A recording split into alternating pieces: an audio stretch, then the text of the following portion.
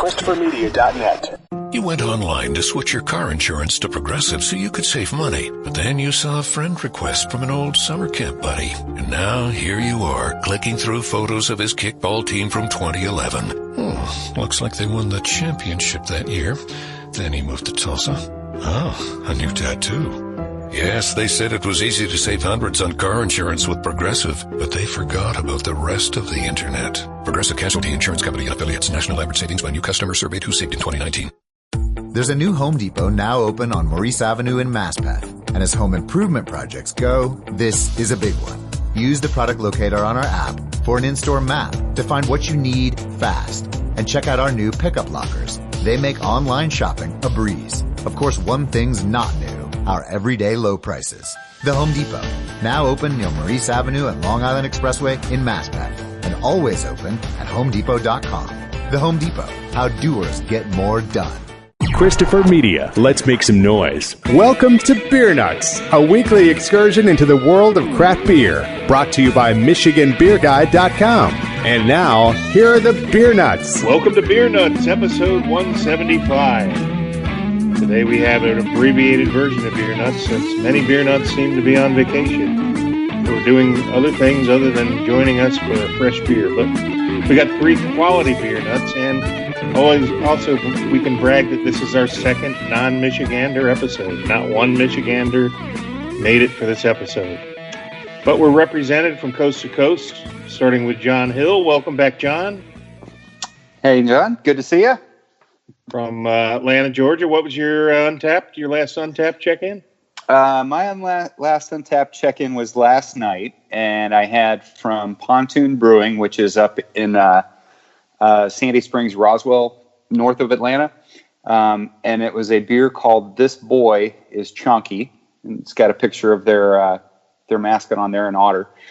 Boy is spelled B-O-I. It was a Fluff Teller pastry stout. Brewed in collaboration with Dry County Brewing in Georgia as well. And it was just total pastry stout, tons of marshmallow, super thick, diabetic, and all things good. Sounds like it's right up my alley. Yeah. Well, let's go from coast to coast and welcome back Steve V from LA. Hello, everybody. My last Untapped, although I didn't put it in there, was from Phantom Brewery. It was their Tropical Hazy IPA. It was a gift and very tangerine flavor. Kind of reminded me of that old, I don't know if you remember those Joseph's aspirin you used to get when you were a kid. Children's head. Yeah, kind of had that flavor. Kind of take you back, but it was very refreshing. I was enjoying it while I was up camping, so I think the scenery added to the flavor of it. Awesome. Well, that would be a good label for the beer. They could kind of make a play on that. And so JR here from just south of Tucson, Arizona, in the ill-advised name of Corona de Tucson neighborhood I live in. True story. That is what we're called. Has nothing to do with the virus. But anyway, my last Untapped check-in was last night. I had a buddy, a neighbor of mine here in Corona de Tucson, went to Flagstaff this weekend and visited a great brewery up there called Dark Sky Brewing Company. And he called me when he was there, and I was able to call the brewery, place an order, pay for it with my credit card, and he muled it back for me, along with some other goodies that he gifted to me. So thank you, Antonio, for that. And this particular beer is a English-style barley wine aged in bourbon barrels called Mash Brothers. It's got a great-looking can with a silhouette of a baseball player, and that's why it's called Mash Brothers. It's a tribute to America's pastime, which is supposed to be baseball, but other people have suggested America's pastime could be drinking barley wine. But I will say I thoroughly enjoyed it. All right, so we are going to briefly, just 3 beer nuts. We're just going to have 1 beer each and talk about some news. Make this a quick episode because everybody's got a lot going on this summer. But we always, we want to invite all our listeners, please, whatever you enjoy drinking, open a beer, enjoy a beer with us as you listen to the show. We're not pretentious beer snobs. We're just like to introduce more good people to more good beer. And that's what it's all about. So I'm just going to be selfish and jump right into my beer because I'm really thirsty. And I picked up this beer for this fresh beer episode. So the theme of tonight's episode is fresh beer. So we were supposed to try to get the freshest beer we could find. Commonly, the best place to find that would be at one of your local breweries, or if you have a good craft beer shop that gets fresh stuff in constantly, that would be another option. But I actually was in Phoenix this weekend, and Scottsdale in particular, to visit a friend, and I looked up Goldwater Brewing Company in Scottsdale. It was only 1.6 miles away, and there's a beer I've wanted to try for a long time called Hop Chowder. It's a hazy IPA. Comes in a 16-ounce can, and the can, I will put a picture of this on our Instagram, Beer Nuts Podcast Instagram. It looks like a Campbell's soup can. I'll hold it up for the camera for the other Beer Nuts to see. It's literally kind of it's a play on a little bit of a different color scheme, but it's got very similar elements to the Campbell's soup can. So I've poured this already because I was really thirsty for a libation. It's still got a solid one finger head. It's light gets through it, but it's orange. It's an orange, amber orange, nice gold orange color. It makes it almost looks like fruit juice, like orange juice here. Really good color, really good appearance. They're really solid. I mean, I poured this probably 3 minutes ago, and there's still a nice, healthy one finger snow white foam head here. So.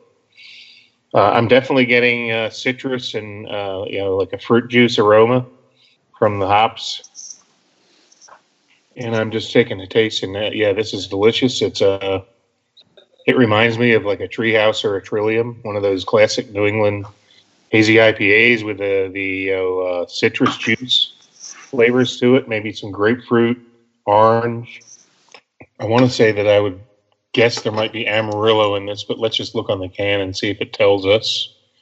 It says notes hazy mango citrus juice bomb, and the hops are Mosaic, Citra, and Eldorado. So there is an Amarillo. I was wrong on that. Pop the tab, enjoy in a glass. I don't need directions. And it says ingredients: water, malted barley, hops, and yeast. I don't need that either. But what I can tell you I do need is the great flavor of this beer, the great mouthfeel. It's got that nice juicy, resinous mouthfeel, medium. I'd say medium to full-bodied. It's not overly thick, but it's solid in the medium range. Very, very enjoyable. So, this is something I've kind of wanted to try for a long time. I've seen a lot of great reviews on it in some of my local Arizona beer communities on their online groups, and it does not disappoint. It was really easy to place an online order when I was at my friend's up there, and I walked in, gave them my name. They didn't even have the order picked, but right next to the front door, they had like a desk set up for curbside pickup because I don't think they were allowing people to drink in the establishment, which is probably wise given the COVID situation in Phoenix. But the cooler was right there, and he looked up my order, and he pulled. I got 2 4-packs of this and a 4-pack of another beer. Gosh, I can't remember what that one was. It was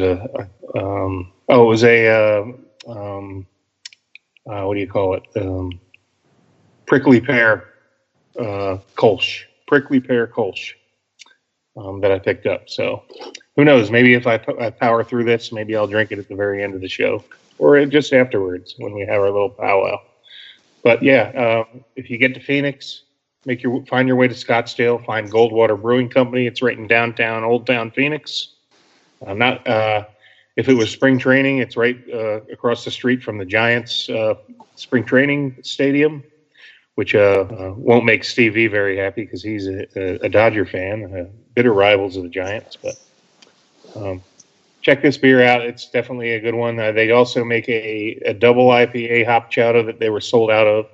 I inquired just in case they had some in the back, but I missed out on that one. But next visit, I'll be sure to seek them out. So Goldwater Brewing, you got a winner here with hop chowder. Listeners, you got to check this can out on Instagram. I'll post it. Really cool looking can.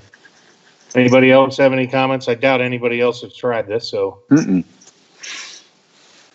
Alrighty then. Well, who else is thirsty? Who wants to go next? I'd be happy to. Okay, take it away, John. Go back All to right. I am also thirsty. I have a kind of a mini crowler, 25 ouncer from Variant Brewing in Roswell, Georgia. Variant's been around for a couple of years, and I'd say their specialties are they do some really good hazy IPAs, they do some good stouts, and then they do some good sours. Those are sort of their three things that they do.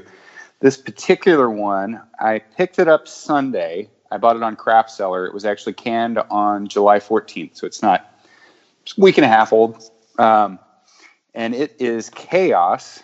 It's a 9.5% Imperial Stout, and it is brewed with lactose, cacao nibs, habanero peppers, and ghost chili peppers. Oh, so JR, you're a pepper fan, right? Oh, all over that, yep. So I was excited. I don't think they've ever done a chili beer before, so we'll see how this is. I mean, it's nice, thick. Definitely, you can tell the lactose is in there. It's more of a milk stout than it's an imperial milk stout is what it tastes like. A lot of chocolate on the front, and then you can feel the peppers coming on the back end. So I would say it's not overly hot. It's not like Stone, Crime, and Punishment hot, but it would be about the same level of heat as the when the habanero Sculpin first came out. Remember how that one had kind of a kick to it? That's pretty spicy. Yeah. So that is delicious. What I like about it is it doesn't have cinnamon. There's so many of these stouts that have chili peppers in them that they always add cinnamon, and I actually prefer it without. That's really nice. But this was a limited release they did. Again, they've got a lot of your breweries are built into warehouse spaces. This is one of the few in Atlanta that is purpose built. So they have a gorgeous tap room. Really, really nice. It's not huge, but it's really, really nice. Super nice folks. They're doing curbside to go right now. They're doing crowlers to go. They also have their outside patio tables that are set up 6 feet apart that were open when I was up there Sunday. And I would encourage anybody traveling through Atlanta to check them out. They are definitely in the Atlanta area. I would say they're definitely in the top 5 of places you want to look at. So there is Chaos from Variant Brewing. Awesome. You know what? I'm really glad that you reviewed a Variant beer because I actually went there. Oh, you A couple did? years ago when I was in Atlanta, and it was the Jarma guys from one of the groups that John and I are in. Georgia, kind of a cross between Karma and Georgia. So Jarma, whatever. Told me to make sure. I told them where my uncle lived in Johns Creek, and they gave me a couple recommendations, and I drove right by Variant and stopped in. Unfortunately, I had my whole family in the car, so I had to go in and just kind of like grab a couple things and get out of there. It's before my family revolted. But I did pick up some beer to go. I remember getting a couple crowlers, and I had great beers from there. So, and somebody has sent me some Variant bottles too through the years over some of the beer groups and trades, and so I'm well connected to that brewery. Having been there, so really cool that you. But I never had that one, and it sounds like it would be a perfect beer right up my alley with all those peppers in there. That peppery finish. Yeah, it's a good one. And were you able to meet up with any of the Georgia guys when you were here? No, it was hit and run. I was on my way to my uncle's. We actually went to a Braves Phillies game, I believe it was, while we were there. But we were on our way from Michigan to Disney World and spent the night. I think we spent 2 nights at my uncle, caught the Braves game, and then we continued on to Disney World in Orlando. But it was a 2-day stop, and fortunately, I planned my route to go right by Variant and picked up some stuff from there. So nice. Well, they're actually probably just a couple miles from Pontoon, which is the one I referenced in my Untapped check-in. So if you're in that area again, both are 2 or 3 years old. Less than a 10-minute drive from each other, so it's a quick shot to hit both of them real quick if you're ever in the area again. Well, if I'm ever ever in the area again, and I will be probably asking you to point me in the right directions. I'll escort you. I would say probably Uber might be part of that equation as well. So, but yeah, I know there's some great breweries there. There's another one I made it to too. I can't remember the name offhand. It wasn't Pontoon, but I did make it to 2 breweries there, and again, it was very difficult with family members griping in the car about, "Oh, Daddy's going to another brewery." And I'm like, "Yes, he is. I'll hurry up." Well, thanks. That's a good review. So we've had one light and one dark. I guess Steve V, you're next on the clock, and I also want to mention welcome Russ, late edition here. Welcome back, Russ. Hey. You want to introduce your last Untapped check-in to catch up with everyone? Oh, I'm sorry. I was. Ross is joining us from Durham, North Carolina. Give me a second here. I got to pull up. I didn't know where we were in the broadcast. I'm sorry, I was late. Oh, we just I reviewed a IPA called Hop Chowder from Goldwater Brewing, and John Hill from Georgia you would have loved the beer he just reviewed. Right up your alley. I can listen to it when I listen to the podcast. So I'm going to do. So my last Untapped check-in was Brewer's Breakfast, which is kind of nice because it's the same brewery that was a imperial stout based on a candy bar, a nut nougat kind of candy bar, and that's actually the same brewery that the beer I pulled tonight is. It's something that I just picked up last week that they just finished brewing as part of the Black is Beautiful project. Oh, nice. We'll look forward to that. We'll go back to Los Angeles first for Steve V, and then we'll circle back to you, Ross. Thanks for joining. Okay. Go ahead, Steve. Take it away. Okay, so my fresh beer from tonight is from Arts District Brewery Company, which is in downtown LA. I popped in there when I got out of work and headed home and had to run some stuff. And so the beer I got from them is it's a pale ale. It's called a Chain of Command. It's a 5.5%. Open it. I like I said, I picked up a crowler of it, and it's really, really dark. A lot darker than most of the, I think on the spectrum of IPAs, it's on the dark side. Very, very piney smell, like your traditional ones. Not like jumping out on you as far as your normal IPA, not dank at all. Actually, very smooth all the way through. Very, very pleasant. Actually, no citrus, nothing like that. Just more of your traditional kind of beer taste on it. Kind of that, like I said, not very pine. It's kind of like in the middle of everything, and I guess with the 5.5%, it's not going to be on the heavy side of stuff, but it's kind of deceiving because as dark it is, but very well pleasant, great on the tongue, and I know for sure I'm going to enjoy this whole crawler of it because I wish I would have started earlier, and I probably would have been done by the time we finished up the podcast. But I did want to make a correction on my Untapped. It wasn't my beer wasn't from Phantom Carriage. It was from Black Plague, and it's actually called Tropicus. So I don't want to be called out. So sometimes you get these fact checkers and says Phantom Carriage doesn't have a tropical beer, and so I want to make sure that was correct on it. It was actually from Black Plague.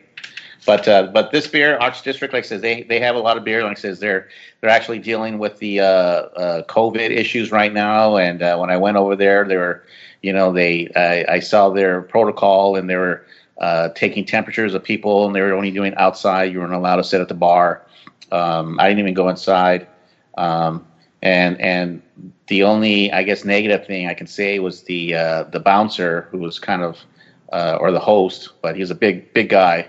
Bouncer had a San Francisco Giants hat on, so I kind of like, he looked at me, and I was wearing my Dodger shirt, and he looked, and I looked at him, and we gave each other a nod. They played well this series, so. But yeah, this great beer, like I said, beer in LA, and you're looking for somewhere to drink and have a great variety of different beers all the way up and down. Their stuff is really good. Arts District in downtown. Nice. Awesome, man. I like the appearance of that beer. I can see you drinking it. It Yeah. sounds like it's kind of a West Coast, more piney. Very, like I said, but it doesn't have that really strong, overpowering taste as it just kind of gives you a little taste, like lets you know what you're drinking, and it says this is the genre we're in, and we're staying in my lanes, but not too far on one side, not too far on the other side. So very, like I said, very pleasant, very very enjoyable. Sounds good, except for that giant fan. What's he doing in L.A.? That's like a Dallas fan in Philly, right, Russ? We used to have too many of those back in the Cowboys' heyday. Yeah. Well, hopefully, maybe there's some attrition has occurred over the years. ChristopherMedia.net. Nya nya nya. Ba. Ba. Babue. Zimbabwe. The broken Bunsen burner burns so bright. Jamie? Southeast Asian Peninsula. Hey, Jamie? Yes? I think the only line we need from you today is drivers who switch to Progressive could save big. Cool. I just gotta finish my warm-ups. Foul, throw in the towel. History. Switch to Progressive today. Santa ski slalom in a salmon skin suit. Progressive Casualty Insurance Company and Affiliates. There's a new Home Depot now open on Maurice Avenue in Masspeth. And as home improvement projects go, this is a big one. Use the product locator on our app for an in-store map to find what you need fast. And check out our new pickup lockers. They make online shopping a breeze. Of course, one thing's not new, our everyday low prices. The Home Depot, now open near Maurice Avenue and Long Island Expressway in Masspeth. And always open at HomeDepot.com. The Home Depot, how doers get more done. For the ones who know that a little late is always too late. And that the clock doesn't stop just because you're missing a part. Grainger offers supplies and solutions for every industry. And our Keep Stock inventory management solutions help ensure you have the right stuff in the right place at exactly the right time. Visit Grainger.com/keepstock to learn more. Grainger, for the ones who get it done. There's a new Home Depot now open on Maurice Avenue in Masspeth. And as home improvement projects go, this is a big one. Use the product locator on our app for an in-store map to find what you need fast. And check out our new pickup lockers. They make online shopping a breeze. Of course, one thing's not new, our everyday low prices. The Home Depot, now open near Maurice Avenue and Long Island Expressway in Masspeth. And always open at HomeDepot.com. The Home Depot, how doers get more done. ChristopherMedia.net. All right. Well, Ross got his Eagles mask. All right, man. Mask up, everybody. Stay healthy. All right, Ross, the floor is yours. We're going to North Carolina. What you got for us? Okay, so as I hinted earlier, what I've actually got is I don't know how many people are paying attention to all the little different things that are going on. What do you want, charity-wise or social activity-wise? But Weathered Souls Brewing started a project for putting out a common recipe for people to add their kind of own twist on, and that was a stout that they did the base label for as well. Looks similar to this. Hopfly didn't change the label that much. Some of the people who are releasing the beer are putting little things on the label to kind of customize it a little bit, but the base beer was called Black is Beautiful. And the one that I've got is one that I know JR is just going to love. It's a peanut butter adjunct add to it. Yeah, I'll be passing on that one. Sounds delicious. So it's a peanut butter chocolate. So I guess it's going to come out something similar to a Reese's Cup. We'll see in a minute when I actually get it open. So this just hit the shelves last Thursday, so I hope that's fresh enough. I picked it up on Friday, and it's been just in my fridge ever since. Haven't had a chance to even try it yet. So I have a few other cans of this and a few that I promised to ship to somebody else who's going to ship me a variant of Black is Beautiful from a Florida brewery. So, cool. So I know that there were hundreds of breweries participating in this project. I don't know what the final count was. I know, like, at the end of the first day, there were already more than 200 that were doing some variants of this. We'll see. Oh, yeah, I can read a little bit about it first, just the part of the project. So it's Weathered Souls Brewing was the place in San Antonio, Texas, that was starting this effort. It's, again, to kind of benefit some of the to kind of correct some of the social injustices and stuff out there. So people were choosing their own charities or whatnot to support. This particular one, the Hot Fly is supporting with this one is the National Institute for Criminal Justice Reform. Okay, so that's what you did earlier. No, I didn't do it earlier, but I just wanted to show you. Okay. I'm holding up a can to Russ. You can see across the camera. Yeah. I have a Black is Beautiful variant from Pueblo Vita in Tucson. It's a 10% ABV Imperial Black IPA. Ooh. And I can talk more about that after you finish your review, Yeah, Russ. this one's 10.2%, and again, it's an Imperial peanut butter chocolate stout. So, crack it open here. The can comes with a little QR code on it for finding more out about the Black is Beautiful movement. And this is coming out this very, very dark, poured very dark, has a short head on it, and I can smell it from here, the chocolate anyway. It's not got the strong peanut butter smell to it, but there's a little bit there. Yeah, there's a lot of chocolate there, I'm going to say that. And the peanut butter kind of comes in right at the end. This wouldn't be too bad for you, JR. It's not overwhelming. There's just a little bit there. A little bit's a lot of bit to me. But it's very, this has a very full mouthfeel to it. This is, I can just about slice this. It's pretty thick. And yeah, it doesn't have a strong alcohol taste of any kind. You can see the head is already completely dissipated. There's no lacing, very relatively minimal carbonation. And it's not super complex. There's I don't know what I can't place the other flavor I'm getting there. Let me see if there's anything on here that's telling me what's in there. There's something that's not peanut butter and something that's not chocolate that's coming through. And I can't quite place it. Maybe a little nutty, some other kind of nut, maybe. All I can say is that this thing is rich and it's full, and it probably wasn't the best thing to have on a hot summer night. This might have been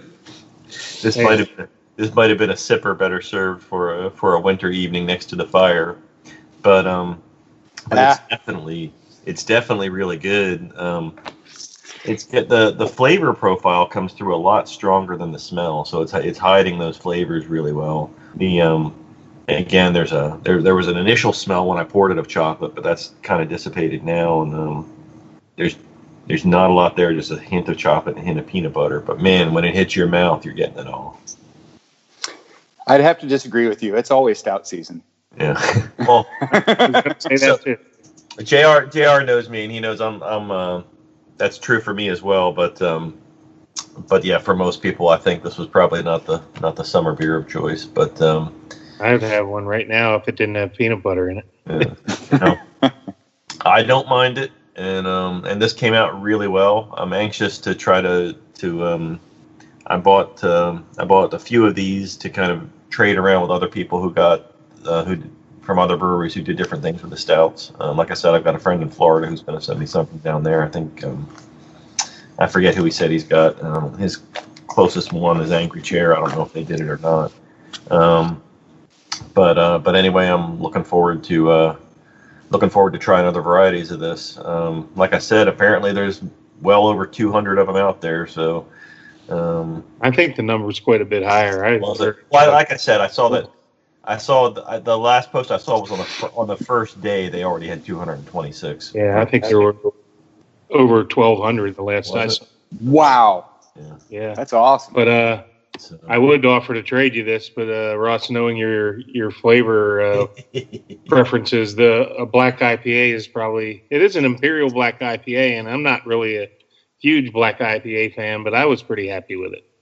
It was pretty tasty, flavorful. It's a really hard style to brew a good one of these, and I don't know if I've ever seen one at 10%. So if nothing else, you get a nice punch on it. This comes in a 12-ounce can. It does have the Pueblo Vita on the side, and it says it's from brewed in Tucson, but it also says hosted by Weathered Souls Brewing Company, San Antonio, and it's got the Weathered Souls logo on the can, and then it says brewed to support justice and equality for people of color. So they're clearly in with the program, and I kind of like that they took it to, and used a different beer style. They do produce stouts, but they're known for their IPAs and sours. So, hey, I guess each one of these is targeting a different beneficiary for the proceeds of the beer sale. So it's interesting. They're raising a lot of money, I assume, all over the place. This effort. Good stuff. Mm-hmm. The other beer that I was going to that I thought about trying tonight was the exact opposite of a fresh one. Although, for those who know, Lone Rider here, they produce a stout I believe John's had called Pistols at Dawn, which is kind of their base well-known stout. And they had one that they'd aged on Buffalo Trace barrels for 2 years that they just released in the tap room last week. So I went, but I didn't think that counted as fresh since it had been aging for a couple. Yeah, it's our show. We'll do what we want, right? So I drank all that over the weekend. So. We haven't really publicized a topic for the next episode we record, and I got the idea today we're doing the freshest beer we can find. Let's do the oldest beers we can find in our cellar next time. So even though it'll be in the heart of August. Obviously, if you have a beer being aged for this long, it's going to be probably a dark, full-bodied stout. And in keeping with maybe that's what we'll call it. We'll call it's always stout season, and we'll come up with a catchy name. But we're going to try to find the oldest beer in your cellar. I have an 09 Worldwide. Oof. That could be perfect for that next episode then. Back when they had the back when that vanilla oak aged Worldwide was released, if you went to Milton, they had a little special 4-pack, and it had a 9, a 10, and I think one of the either 11 or 12 they didn't make it, and then it had like a 13, and so you could buy that little 4-pack, and Sam signed all the 9s. Oh, nice! So it actually has his autograph on it now. So that's awesome. I have kept those. I hope we give you an excuse to drink it in a week or two. That's the oldest that I know I have is that 9. So we're all going to be. I don't have anything that old. I had some 2012 Bourbon Counties, but I think I drank the last of my 12s. I think 13 as old as that one goes. But I'll look in the bowels of my cellar and see what I can come up with. All right. Well, everybody's enjoyed a beer now, and they're all Freshies. 2 stouts and a pale ale and an IPA, so pretty good around the horn there. So we're going to just cover briefly a few news stories. Russ, I don't know if you have anything to add, but we, before the show, kind of came up with a couple things. I wanted to lead it off. And again, even with Ross joining us, again, this is now the second non-Michigander episode. So everybody take a toast. Here's to everybody in Michigan failing to appear tonight. Not only are they failing to appear, but they're failing to drink beer. Okay. So while we're on the subject of Michigan, let me see if I can find this. Now I had it all queued up. Oh, are you kidding me? Safari is being updated. Okay. Well, I'll let somebody else go while I pull my story up, but mine will be Shorts Brewing. I think I could probably go off of memory here. Hold on. Shorts Brewing Company, there it is going to expand distribution to 6 more states. Now, when I lived in Michigan, they used to have right on the side of the carton, I think Michigan only, like something like buy Michigan for Michigan, and then they swore they would never distribute outside of Michigan. Then they got some outside investors. Who bought into Shorts? Does anybody remember? Somebody bought into them. I can't remember who. Might have been. No, it wasn't K-Anarchy. I'm not sure. But anyway, they started, I think, distributing to Ohio or Illinois or somewhere close. And, of course, everybody cried. Actually, I think it was Wisconsin. From the up on the Upper Peninsula, where we border Wisconsin, or I say Michigan borders Wisconsin, my old home state. But everybody, they always said that they would never distribute out of Michigan, and now they're going out of the state. I thought it was the end of the world, and as we have discovered, life will go on, right? So, Michigan-based Shorts Brewing has broadened its distribution footprint. They're expanding availability of its Star Cut cider and Beach's Hard Seltzer brands. Okay. It announced they're going to New York City and Long Island with Ski Beer, I guess that's the distributor. Star Cut and Beach is also heading to New Jersey with Cape Beverage.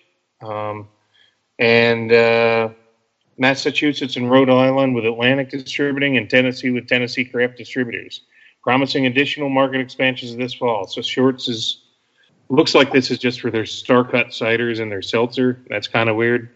I can tell you when, it's too bad Dugout's not here, because when you live in Michigan, it's like every 2 weeks there's a new Shorts hits the shelf. And, you get it's one and done. They drop it, and each store gets a couple cases. When it's gone, the next one shows up. And there have been some real duds and a couple real good ones. You get the good with the bad. You never know what you're going to get with these guys. But it was an interesting beer. They have a couple flagships that are available year-round. Hoomalupalicious was a pretty good IPA. But just wanted to share that story with they're expanding. At least I didn't even know they had a seltzer lineup, because when I left Michigan, seltzers didn't exist. And now they're everywhere like the plague.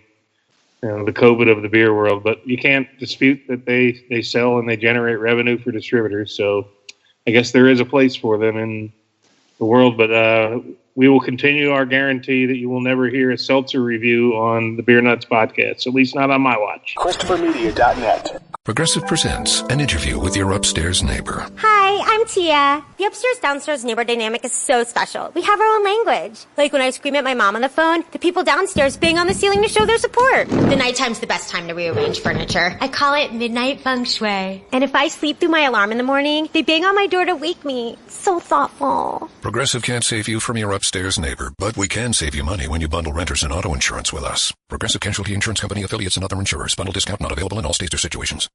There's a new Home Depot now open on Maurice Avenue in Masspeth. And as home improvement projects go, this is a big one. Use the product locator on our app for an in-store map to find what you need fast. And check out our new pickup lockers. They make online shopping a breeze. Of course, one thing's not new: our everyday low prices. The Home Depot, now open near Maurice Avenue and Long Island Expressway in Masspeth, and always open at HomeDepot.com.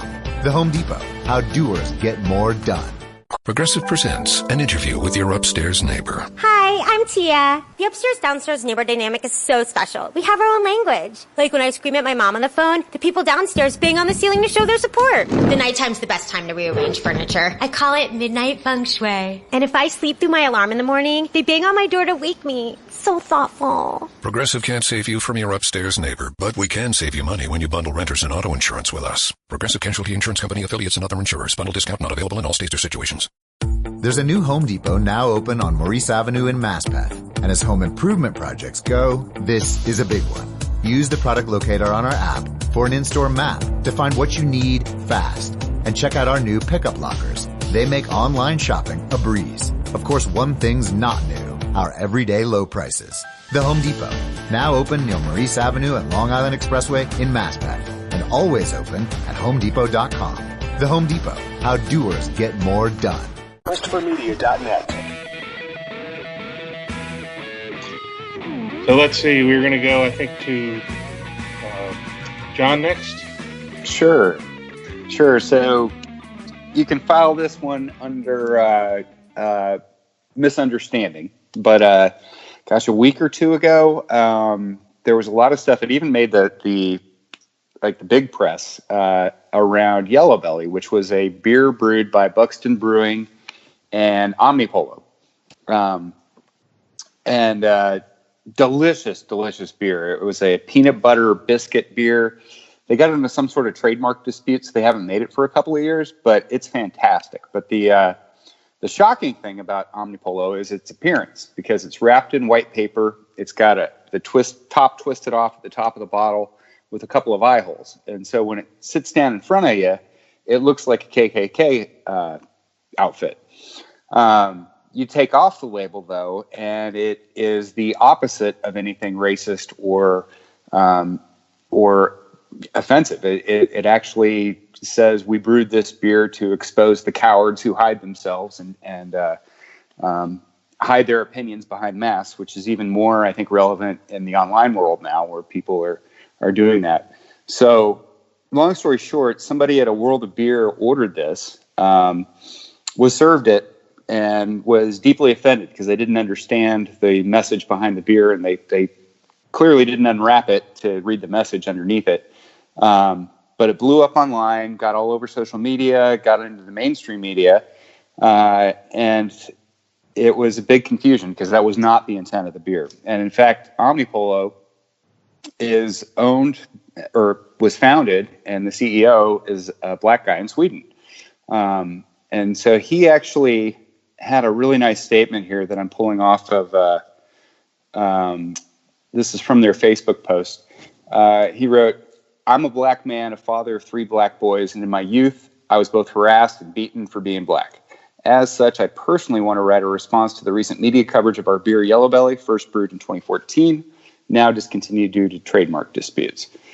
We want to use our craft to talk about the things that matter to us. As a black-owned and operated brewery, in the case of Yellow Belly, it was brewed to show a deep concern over racism in Europe, the United States, and beyond, a question that has run through the DNA of our company since its founding 10 years ago. The more specific message was and still is that light needs to be shed on the quiet and creeping racism that is sweeping through Europe and the world, leading to acts of inhumanity." And then this is the quote from the bottle. "To us, one of the most cowardly deeds is to act anonymously, hiding behind a group, a signifying trait of institutional racism. This beer is brewed to celebrate all things new, open-minded, and progressive. A peanut butter biscuit stout, peanut butter, with no biscuits, butter, or nuts. Taste, enjoy, and don't be prejudiced. We fully acknowledge the format is unconventional and taken out of context and both confusing and unintentionally offensive. As such, we hope to engage our audience in the question now and going forward. CEO and founder Henok Fenty." Apologies for the pronunciation on his name. But yeah, it's a fantastic beer. It's a good message, just got misunderstood. And it is one of the most shocking packaged beers I've ever seen. And it made me research it the first time I bought it to find out what was going on, to make sure I wasn't buying a racist beer.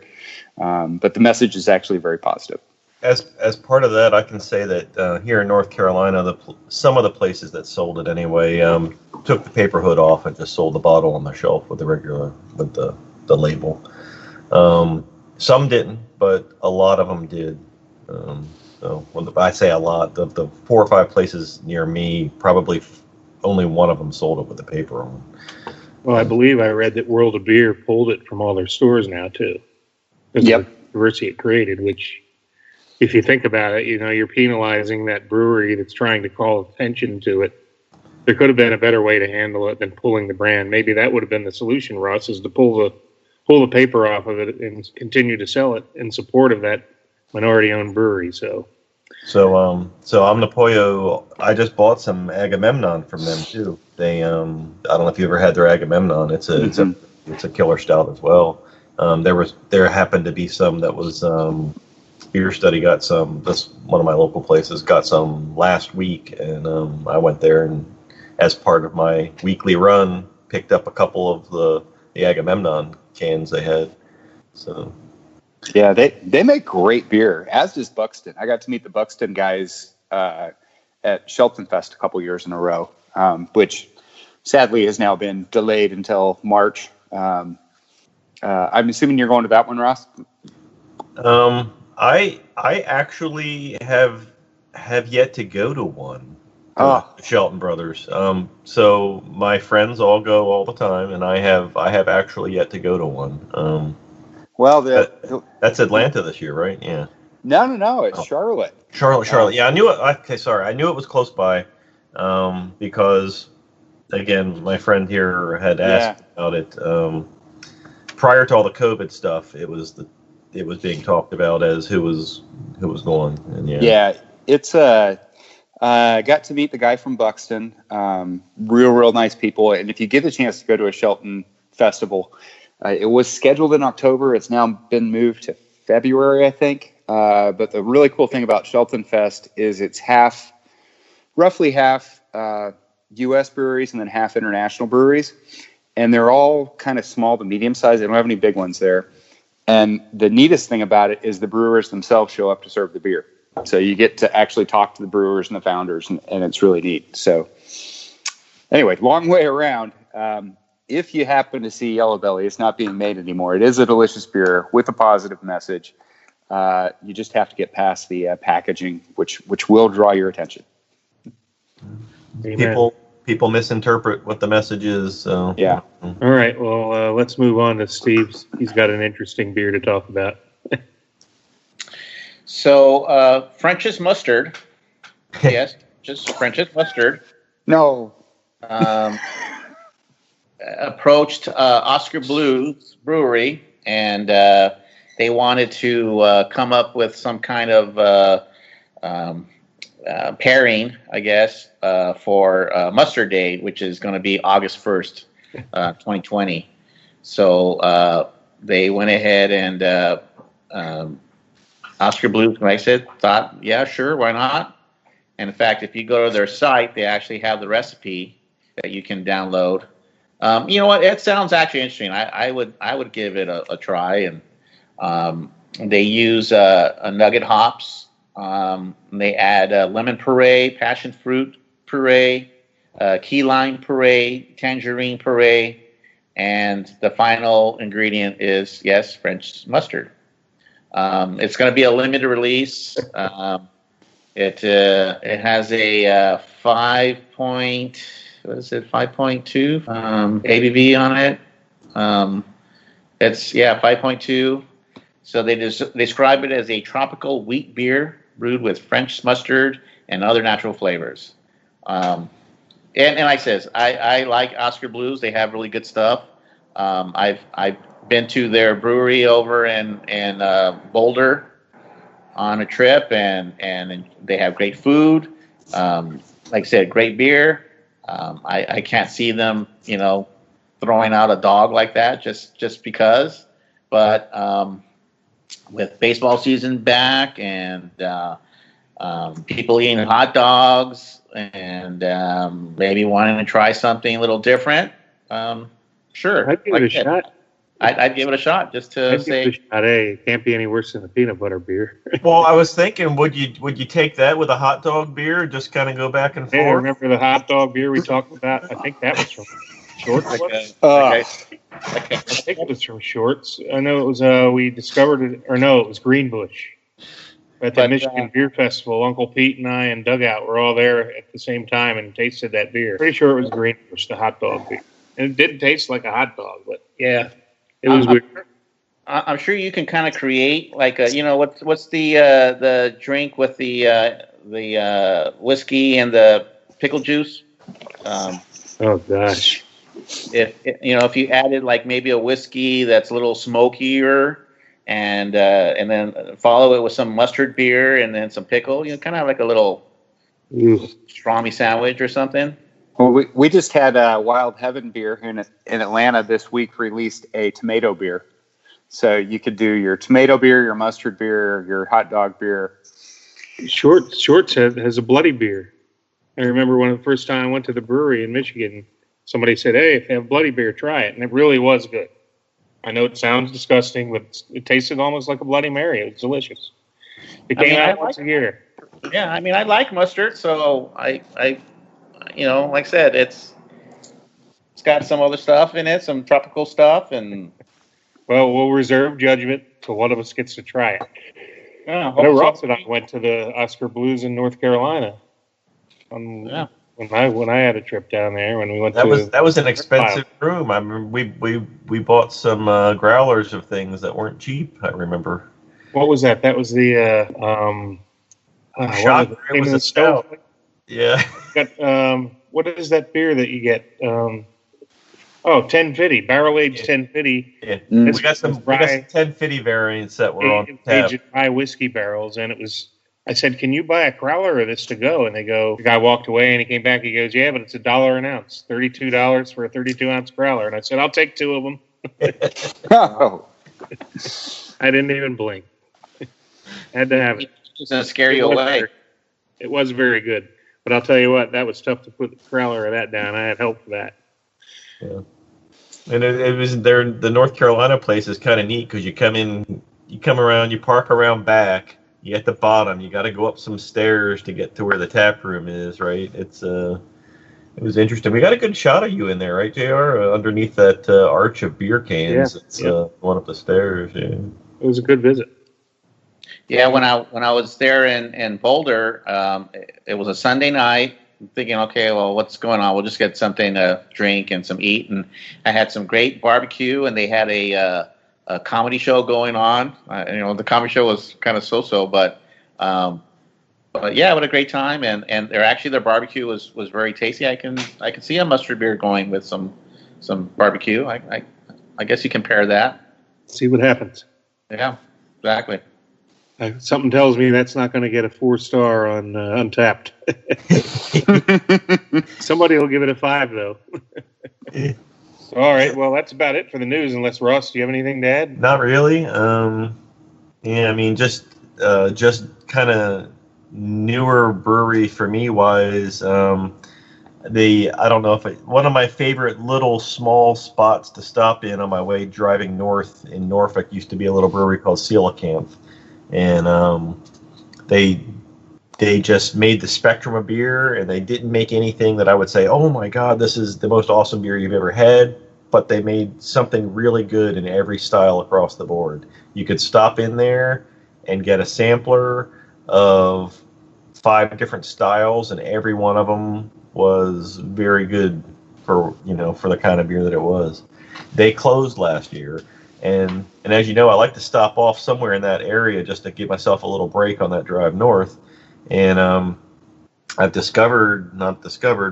had introduced to me by Carrie, of course, who recommends things. Ouzel Finch Brewing in Norfolk, or I don't know if they're officially Norfolk or if they're Virginia Beach, but they're going to be where I stop in next time because I've been buying their stuff. The head brewer there is a 24-year-old girl. Wow. Woman. Sorry, I shouldn't say girl. 24-year-old woman who has her chemistry degree from somewhere. There's an article I had shared it with JR a couple weeks ago about her.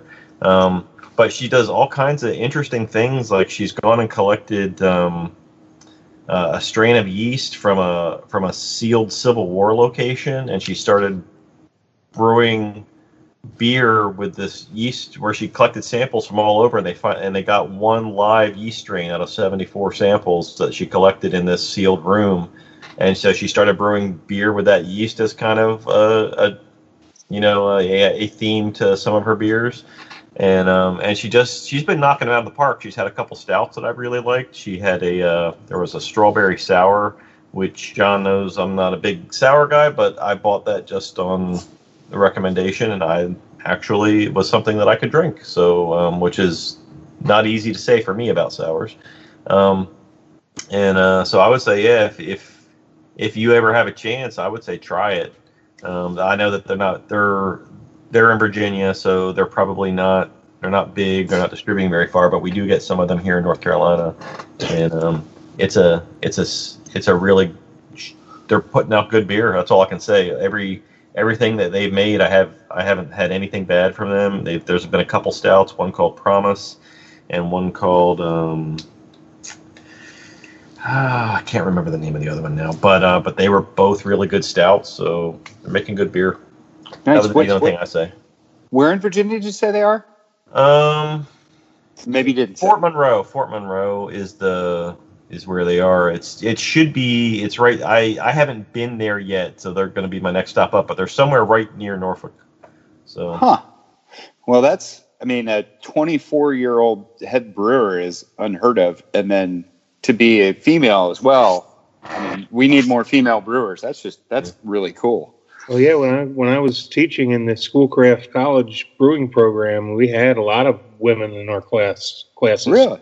And there are a lot of women in brewing in Michigan. They have a chapter of Fermenta, a female brewing club, and we're really a pretty good representation of female brewers in the state of Michigan. But certainly could use more. And 24 is pretty young to be brewing too. But programs like the one I was involved in that trains everybody, how to brew and brewing science, and from there you take it, and make it your own and put your own twists on it to get your own unique, brewing styles and beer styles that you enjoy brewing.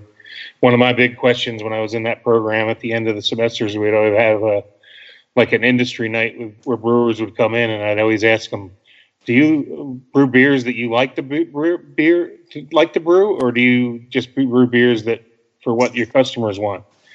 And of course, they all say, well, 80% of it's what the customers want, but you always have a little bit of play to get creative and do what you like too. So, which is a good answer, because the guy in charge of our whole brewing program was a long-time traditional brewer who loved brewing pilsners and kolsches and despised hazies, IPAs.